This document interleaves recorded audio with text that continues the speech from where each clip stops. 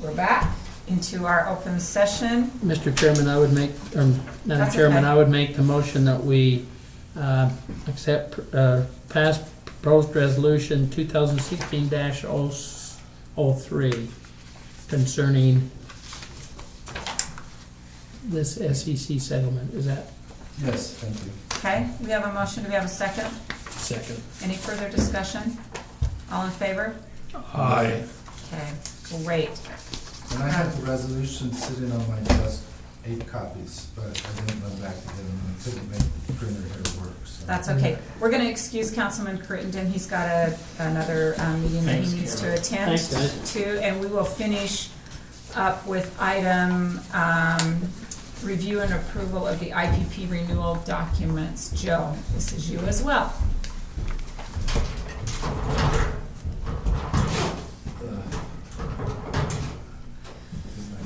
There we go. This is what to be contrary today. There it goes. It feeds itself up. It's just slow. Patience is a virtue. That he lacks. All right. Did I say that right? Just Uh, kidding. I've got the wrong kind of marker, I'm off to a great start. It's been a wonderful meeting for me. Good, it'll keep it short, right?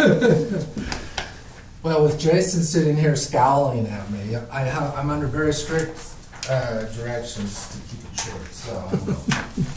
That's a difficult thing. Hey, Wait a minute. let it go, let it. I gotta tell you, he told me he was gonna get through the feed-in tariff in 15 minutes. Yeah, but that's okay. Okay, we gotta start with some concepts, and, see, this is why I don't write it, but I think it's a little better. Okay. We're gonna be talking about power sales contracts in the context of IPA. It will become, these concepts are things that will apply in any number of other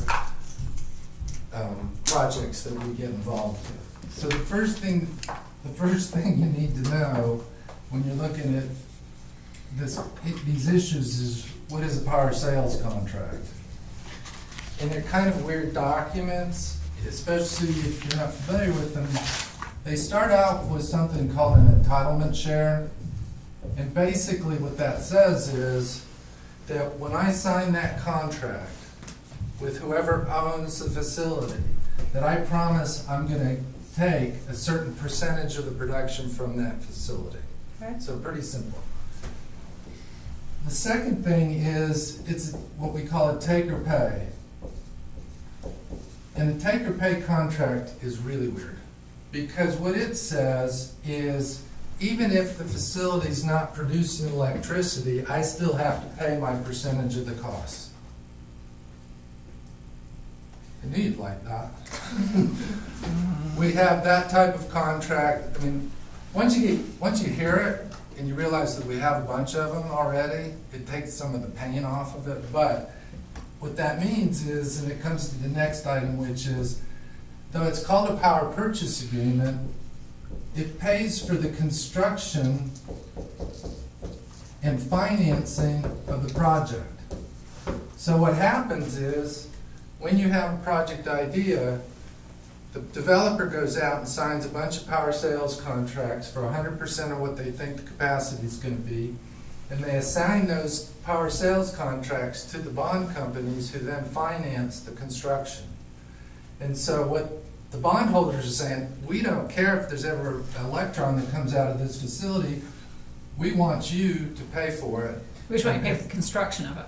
For the construction. So you issue bonds, and I don't know what the bonds will be in this case, but 10 million, well, it'll be more than that, $1 billion, and you have to pay, even if the facility never operates at all. Now, all the scary parts about that, or if the facility starts for a while and then blows up, any of those things. But you have insurance, we have partners, we're not going to be in for 50% of the project, so there's some protections there.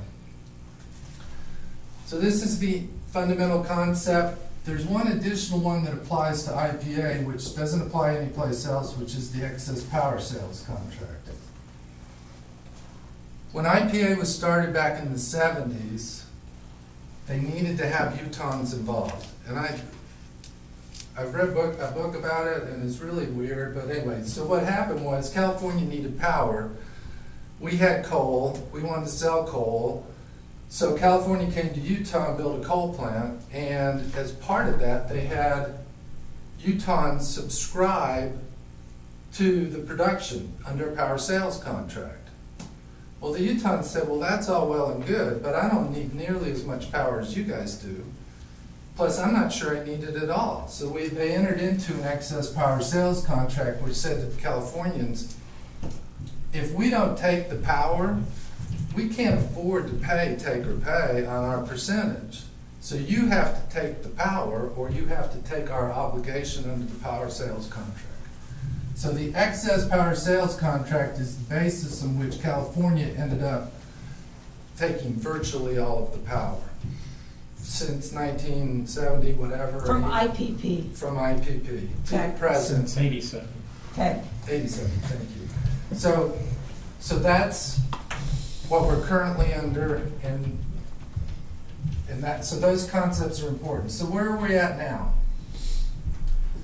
Right now we have a power sales contract that's currently applicable to IPA. And I think some of you guys are involved with this, is that the current power, or the power sales contract prior to like last year, was limited to coal. And everybody knows coal's going away. Doesn't matter who's president, it just is. And it's particularly going away for California because they have to get down to 50%, is that right, 50% renewables? And they have to get out of coal completely by, as like luck would have it, 2027. So California came to us and said, we got to get out of coal. We want to have a new deal that's natural gas. Okay? This is the current contract. So everybody who had signed the original power sales contract agreed with California and said, okay, we agree that we can start doing a natural gas power plant. And the way it works out is in roughly 2020, see how far out this stuff gets? They're going to start construction with the idea that in 2025, the natural gas plant will start production. And then in 2027, this contract ends. And so we're here to talk, this contract's not the one we're talking about. The contract we're talking about now is a new powers. I'm being stupid. We're back here going, okay, we're not talking. We're just Would you be quiet in the back there? giving the teacher a bad time. Oh. Sorry, Joe. See, how are we supposed to do this? Do you know how many millions of dollars are involved in this? And then I'm going to tell you in a minute that we're talking about something that goes out to 2077. Okay. So you should be paying attention. I am. I'm just kidding. So, through this period, we're going to be building a new power plant. In 2020, in roughly this time period, we're going to shut down the coal plant, pull it out, and we're going to build a natural gas plant. And starting in 2025, thereabouts, under this old contract, we're going to sell electricity to the participants, and that's where we're at. We never stop providing, however. Whatever happens, it continues the production of power through the transition. No, there'll Yeah. probably be, do you think? Okay, so that answers that question. Okay, so now what's the question is, we can't build a power plant under a contract that ends in 2027, because this power plant's gonna be very expensive. So, to make things totally complicated, when we entered into this natural gas contract, we said, look, we need to have a contract that starts in 2027 and goes to, as it turns out, 2077. So what we're here to talk about is under this contract, IPA makes an offer to us, enter into a new contract that starts in 2027 and takes the natural gas into the future. Okay? Right now, our share of IPA is 0.627%. So that we don't own much of the rock. And what we're proposing here is, and what the offer says, is that we will take, and we're asking for approval of this, is that we would offer to take 0.627% of the new natural gas plant. So we keep our same percentage in the new plant. And the thing you need to understand about the new plant is the old plant was 1800. The old plant's 1800, the new plant is 1200 or less, and probably less.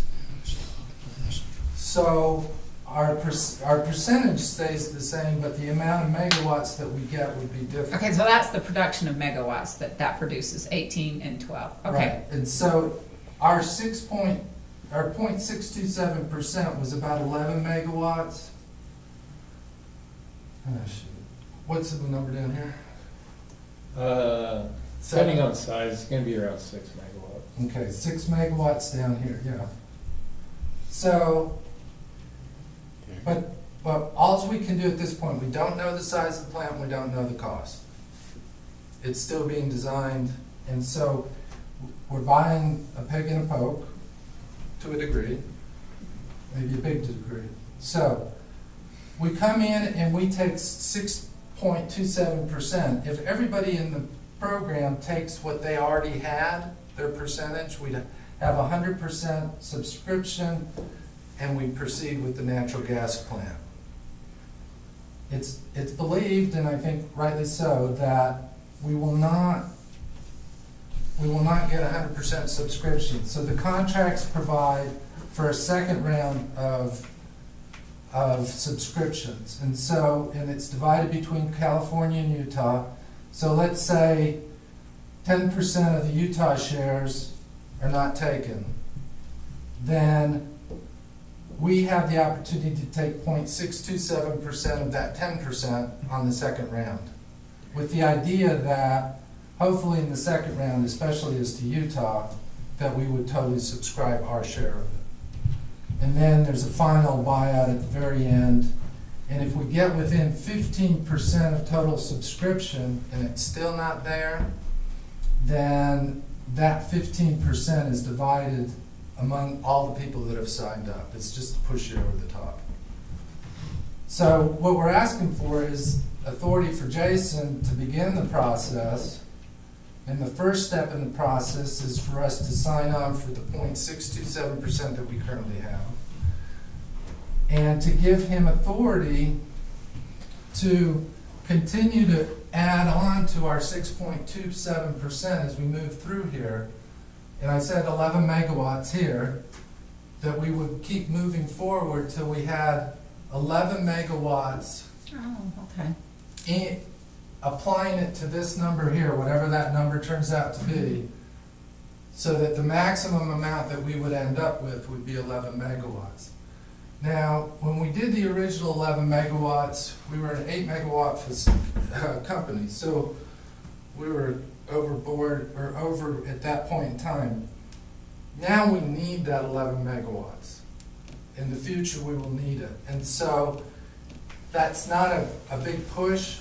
We have demand that would provide, if we continue to grow, which there's no reason to doubt, that we will need that 11 megawatts. Okay, we still, in the background here, have the excess power sales contract. As the construction, wait a minute, any questions about this part of it, how it's divided up? And okay. It's unlikely we'll get to the 11 mark though, because it's a smaller plant. Right. Not unless in that third offering, California is pretty dead set on not downsizing the plant and decide to open up their orphan shares to Utah subscribers. right now, the talk and the generation kind of subcommittee meeting is that California's going to go through the same process as Utah is. They're probably not going to reach 100% subscription because they've got Anaheim that's going to drop out, and so they're just going to downsize the plant To make to us make balance it it out a little to bit. balance it out. And so, you know, it's kind of a weird game we're playing, but we need to get it fully subscribed on a percentage basis, and then, you know, what we can't subscribe on a percentage basis, or what they can, I guess, then that begins downsizing the plant. So, you know, I have my doubts that Heber Light and Power will ever get to that 11 megawatts. It is important within the contract that we stay with our current 6.627. And it's important for all Utahns to stay at their current entitlement share, or at least know that they're going to get picked up by others. We're clearly one of the growing entities in IPA on the Utah side, so we are a taker on this. And so there is some important things that we keep Utah ownership position correct. You know, contracts state that California, Utah ownership position in many different aspects, and it's important we keep that voting right the same. So The whole project is run by two things, really. There's a coordinating committee, and then there's what they call a project manager, I think. I can't remember now, manager. Which is basically the person on the ground this is LA, so the project manager is LA. But the coordinating committee is made up of representatives of the purchasers under the contracts. And the way the voting's set up, right now, we have 21% of the votes. And in order to pass something through the coordinating committee, which then determines what the project's going to be, you have to get over 20%. So we have a veto on anything that they do currently. So, and that's under the pre-2027 stuff. So if they go in and they're gold plating something and the Utahns don't like it, then they would have the opportunity to stop it. That, however, could evaporate if we don't get sufficient subscriptions. And, you know, it's been a long project, and we've got along with these people very well. But it has come up a time or two where it's been important for Utah to kind of have that veto. But, you know, this is a good project. It runs very good. Los Angeles has proven to be a very good operator of the project. I mean, it's a good site. You know, there's no doubt they will build a very good natural gas plant there. They've built a very good coal plant that's ran for a lot of years. And with the excess power sales agreement, there's very little risk to us going forward, because even if we were to stop growing and we didn't need that energy post 2027, we can still send it to California, just like we've been doing. So it's in our budget as far as our operating costs, how we operate the company. This is the financial. This is literally, IPP is literally, as long as I've been kind of your resource manager, so going back to 99, 2000, IPP has been the insurance policy. When market got really high, we call energy back. When market goes down, we let LA take the energy out of IPP. So having whatever is there with that excess power sales agreement gives you a very, very large entity in Los Angeles that is kind of backstopping kind of you know, that power block for you. Right now, it's 11 megawatts. I'm guessing it's gonna end up at 6 to 7 megawatts for us when it's all said and done. That's still a good sized power block for us. It's constantly being insured, so. Very good presentation. Some of the things you should think about is we don't have any alternatives for power right now, other than the carbon-free project, which is not particularly appealing at this point. The other thing is, which contrasts to the to the nuclear project, is this is an established technology. They've made a bazillion of these. LA's got a lot of experience in doing them. Jason also touched on it. As an attorney looking at the contracts, I hate these contracts. I hate everybody's contracts at my own, but an issue that we'll deal with later. But we have a history, and if you looked at the contracts and looked at how the power is distributed among people, you would not be really particularly excited about entering into these contracts, but we've had a 30 or 40-year history of dealing with it. It reduces environmental issues. Jason pointed out partners who are motivated. We utilize existing facilities, and this has actually become more important. This is 3 years old now.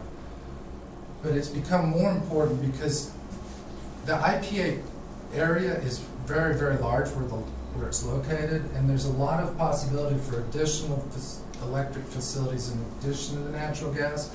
And in order to stay in play, we have to continue to participate through this contract. The things that are the risks is the duration of the contract. 2077 is a long way away. And there's going to be regulatory changes, technological changes, and I mean, I kind of think about it, by the time we get to 2020, will there be technologies that are better than natural gas? You know, could there be some kind of super duper coal thing that we could do? The market changes, and the financial condition of the partners, and that's a critical thing here, because when we talk about the excess power sales contract, the obligation under the power sales contract is Heber Light Powers. If we give it over to LA under the excess power sales contract and say, we don't want to pay that, we don't want to take the power, and something happens with LA or one of the other California entities, ultimately we're going to be liable to pay those amounts. It's a remote risk, but it does exist. And I think those are the ones I really wanted to emphasize. It's been a real slog, and I think what Jason's pointed out is we're at the front end of determining what our percent will be, but it will not be as large as what we currently have. So we'll have to make up that power somewhere. We'll have to be able to purchase that power somewhere else Yeah. to make up the difference between the 6 and the 11 or 7 and 11, whatever it is. I mean, we're not calling any IPP back right now, so we have no IPP in our portfolio. But we have the ability But we have to the call back ability every 0.62%. Okay. And that's what I mean. It's, you know, it's kind of always been an insurance policy. That's what I said. It sounds like an insurance policy. It's something we're hoping, you know, that if we need it, it's there. But I talked to IPA and LA both, and, you know, as far as our forward planning, we are basically building IPA or IPP energy into our portfolio post 2025, just because we don't have anything else out there. You know, Joe alluded, you know, when we initially went into IPP, we were an 8 megawatt utility. We are now really close to being a 40 megawatt utility, and that's what we're going to be this year. So from 87 to 2017, that's the kind of growth this little utility has experienced. So, so by 2027, you know, if you look at the charts, and if, you know, even if we're ultra conservative, we're a 50 megawatt utility. If we put kind of growth numbers that we've already seen in, we're a 60 megawatt utility. So, You have to plan for the you gotta future. plan, and this is a good one. It's been a good one. Joe alluded to the risk. LA could go. I mean, there's no doubt. I mean, but Los Angeles has been there for a really long time too. So, Yeah. We're still on the increased period of taking the power. It used to be, 6-month period, and now it's, in the new contract, so post 2027, the excess power sales agreement does change. But it's not a change that I'm worried about. It's still, you need it, and you can take it for a year if when you have to. you got to do your planning better and everything like that. But I think with the staff we have and our current planning that we do, it's not going to be an issue with the new excess power sales agreement. Back in '87, when we didn't have planners working 8 hours a day and things like that, it was probably like 6 months, because we don't plan that far out. But now we almost have a Right daily now, basis. we've got a dedicated person, and she's doing a lot of planning for us, and we kind of know what our loads are going to be and whether to call this stuff back. So, Okay. Can I propose a resolution? Absolutely.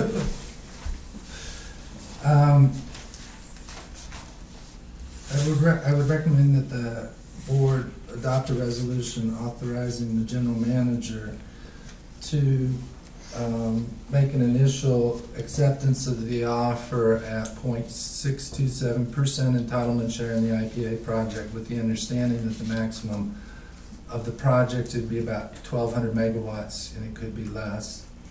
That you further authorize him to continue through the process of acquiring additional entitlement shares to the extent that he believes that it's appropriate, not to exceed a total percentage, or total megawatts, I said percentages before, total megawatts of 11 megawatts, based on the a reasonably anticipated build out or total megawatts of the plant. You would also authorize him to also purchase additional entitlement shares to continue to protect the Utah 21% veto. Period. Jason and I've kind of talked about it as a matter of practice. These things will not happen quickly, and so we would have the opportunity, if we thought it was necessary, to consult with you as different steps are being taken. That protection of the 21% might take us over 11? Could. Okay, so as long as we know that, Right. okay. Well, The and also- protection's key. Also, the 15, I told you that you could get up to 15% and then there'd be a cram down on everybody. That could take you over the 11 too, but Yeah, it's not gonna happen. Given the size of the project, likely size it's just not gonna happen. So anyway, I'd ask you to pass that resolution, which I will put into paper and let you review next time when you approve your minutes. I'll also move that we approve the resolution, I guess it's 2016-4, is that right? Yep. That was proposed by Mr. Dunback. Okay, we have a motion. Do we have a second? I'll second. Any more discussion? All in favor? Aye. Motion to adjourn. Did you have anything else? no, we Well, there's nothing else on here. no, Did you have anything? we get it. Motion to adjourn. So moved. Motion, yes, you bet. Okay. Second? Second. All in favor? Aye. Okay. Which Thank button- you. Which button do you push? I'll let Carly do that. The right one. The right one. Right.